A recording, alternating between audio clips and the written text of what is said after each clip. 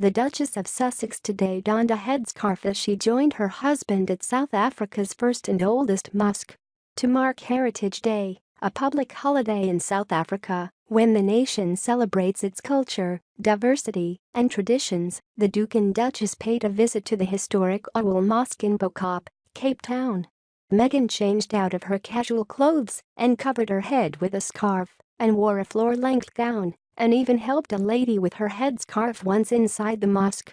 The couple were met by Imam Sheikh Ismail Lant and Muslim community leader Mohammed Groenewald and a group of faith leaders, including a representative of the Church of England, the chief rabbi, and Jewish, Christian, and Muslim youth leaders and students who participated in the London-Cape Town Interfaith Exchange. The couple opened talks on interfaith dialogue before going on a walkabout in a lively Bo-Kaap neighborhood.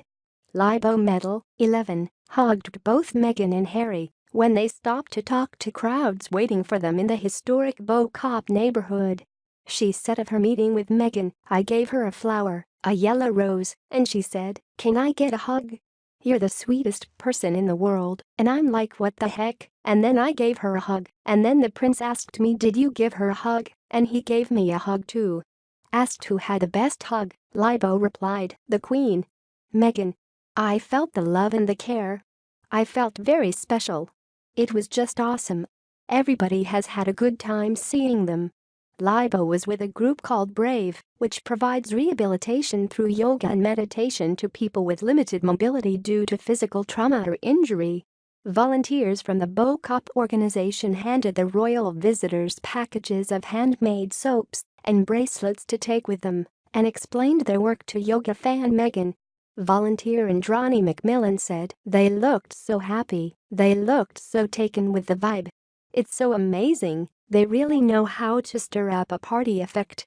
Women do not have to cover their heads in all mosques, but it is usually considered a sign of respect. Many Islamic places of worship provide headscarves for non-believers to wear when they visit." This morning the couple had heaped praise on each other's parenting skills as they labeled one another the best mum and the best dad.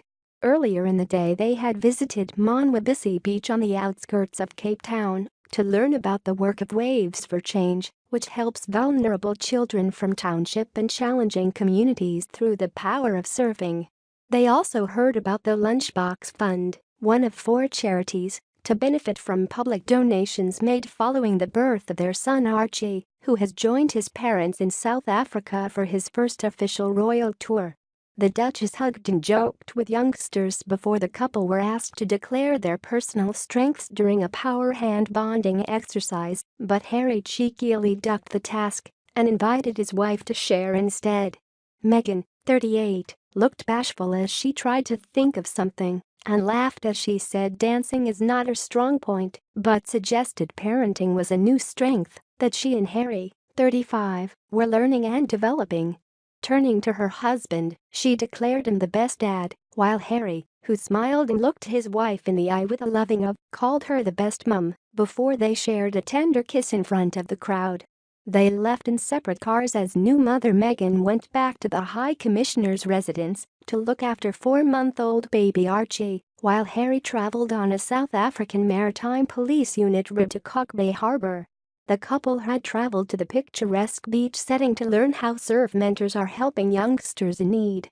They copied the young surf mentors as they took part in an energizing Hey Joe game involving finger-clicking and chanting.